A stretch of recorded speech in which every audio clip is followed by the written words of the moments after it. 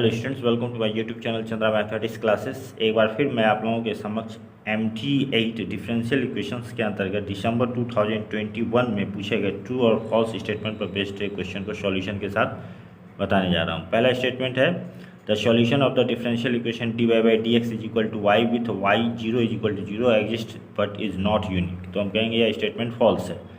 Proof इस तरह से शो कर देंगे, here f(x,y) is equal to y, f(y,x,y) is equal to 1, यानी कि फंक्शन का partial derivative with respect to y is equal to 1। यहाँ x0 is equal to 0, y0 is equal to 0।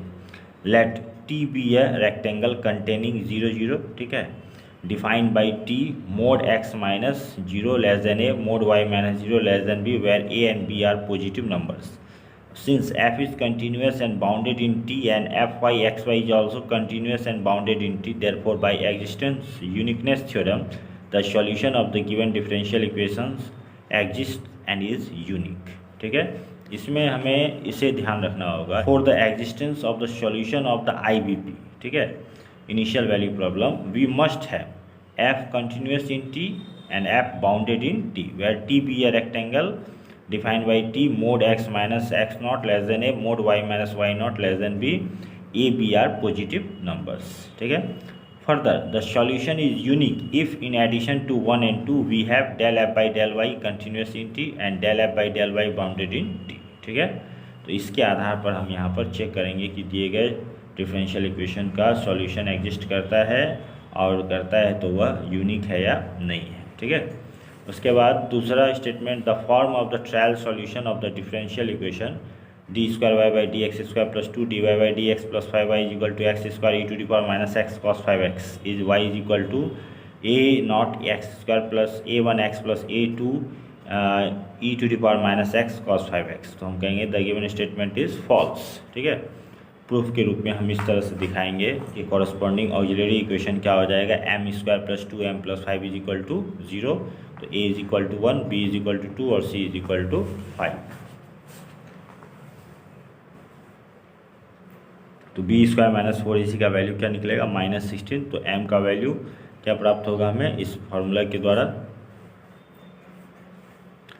यहाँ -1 + -2 आयोटा, जो कि इक्वल नहीं है -1 + 5 आयोटा के। ठीक है, so form of the trial solution is yp is equal to a0x² + a1x + a2 into e⁻x cos 5x + b0x² + b1x + b2 e⁻x sin 5x। ठीक है, उसके बाद अगला क्वेश्चन, अगला statement, for the differential equation d²y/dx² + px dy/dx + qxy is equal to 0, one integral included in CF is e⁻x if 1 - px + qx is equal to 0। तो हम कहेंगे the given statement is true. Proof दिखा देंगे example के द्वारा।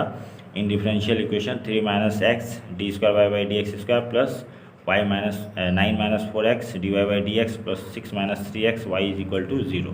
अब taking y is equal to e⁻x, y की जगह e⁻x लेने पर हमें यहाँ पर इस इक्वेशन में इसका अगर हम वैल्यू निकालते हैं तो देखते हैं हमें क्या आता है, 0 आता है। ठीक है, यहाँ पर 3 - x d²y/dx² हमें क्या हो जाएगा, e⁻x, फिर 9 - 4x इंटू फिर dy/dx का वैल्यू क्या हो जाएगा, -e⁻x, फिर +6 - 3x y की जगह e⁻x कर देंगे।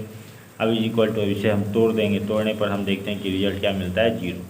अब जब हमें 0 यहाँ मिल रहा है, यानी कि y is equal to e⁻x का एक सॉल्यूशन है। ठीक है, इस इक्वेशन का सॉल्यूशन है।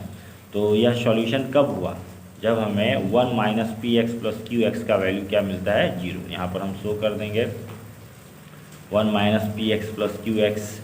तो अगर हम यहाँ px और qx का वैल्यू पता करना चाहेंगे तो सबसे पहले हमें इस इक्वेशन को इस फॉर्म में लाना होगा। ठीक है, इस फॉर्म में। ठीक है, तो 3 - x कॉमन निकाल लेंगे। ठीक है, तो यहाँ पर हमें 1 आ जाएगा और इसके नीचे 3 - x आ जाएगा, इसके नीचे भी 3 - x आ जाएगा। तो इसलिए px का वैल्यू क्या हो जाएगा, 9 - 4x/3x और qx का वैल्यू हो जाएगा 6 - 3x/3 - x।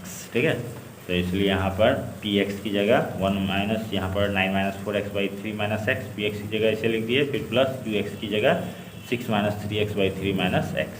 अब इसे हम यहाँ सिंप्लीफाई करते हैं तो रिजल्ट आता है 0। तो हम देखते हैं कि हमें y is equal to e to the power minus x कब हमें इंक्लूड होता है CF में, जब 1 minus p x plus q x is equal to 0। So the given statement is true. उसके बाद D number, the homogeneous Pfaffian differential equation z into Z minus y d x plus z into Z plus x d y plus x into x plus y d z is equal to 0 is integrable.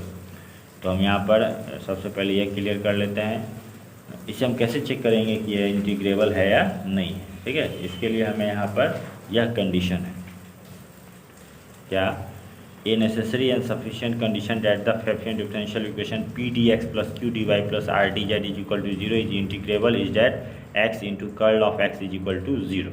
ठीक है, dot product where x is equal to i p plus j q plus k are.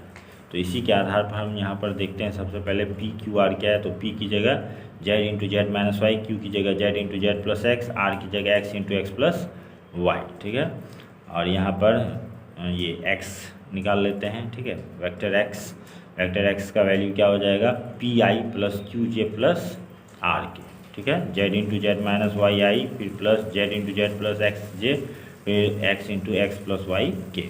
अब curl of vector x इस तरह से हम निकाल लेंगे। ठीक है, आई जे के, और यहाँ del by del x, del by del Y, del by del Z, यहाँ पर पी क्यू आर का वैल्यू, और जब इसका हम निकालते हैं, ठीक है, इस डिटर्मिनेंट का वैल्यू निकालते हैं तो हमें इस रूप में प्राप्त होता है। ठीक है, अब यहाँ पर हम x into curl of x, मतलब इन दोनों वेक्टर का डॉट प्रोडक्ट निकालते हैं तो हमें डॉट प्रोडक्ट के रूप में क्या प्राप्त होता है, इस तरह से 0। ठीक है, so the given homogeneous Pfaffian differential equation is integrable. ठीक है, hence the given statement is true. ठीक है, उसके बाद अगला है the partial differential equation y into d square del square z by del x square plus 2 into del square z by del x del y plus x into del square z by del y square plus del z by del x is equal to 0 is elliptic if X Y less than 1। तो इसमें भी हम यहाँ पर इस condition को याद रखेंगे, if we have equation of the form. ठीक है, इस रूप में हमें अगर इक्वेशन दिया हुआ है, then given equation is hyperbolic if B square minus A C greater than 0, parabolic if B square minus A C is equal to 0, elliptic if B square minus A C less than 0। तो यहाँ पर हम सबसे पहले क्या करते हैं, B square minus A C का वैल्यू पता करते हैं। The given statement is false, false है यह।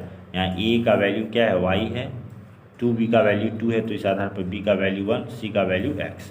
अब the given equation will be elliptic if, equation elliptic कब होगा, जब यहाँ B square minus A C less than 0। तो B square minus A C less than 0, तो वैल्यू पुट करते हैं। ठीक है, इस तरह से वैल्यू पुट करने पर देखते हैं कि हमें क्या रिजल्ट मिलता है, एक्स वाई ग्रेटर देन 1। मतलब एलिप्टिक होने के लिए एक्स वाई को 1 से बड़ा होना चाहिए, जबकि यहाँ दिया हुआ है एक्स वाई लेस देन 1, इसलिए क्या कहेंगे, the given statement is false. Okay students, thanks for watching.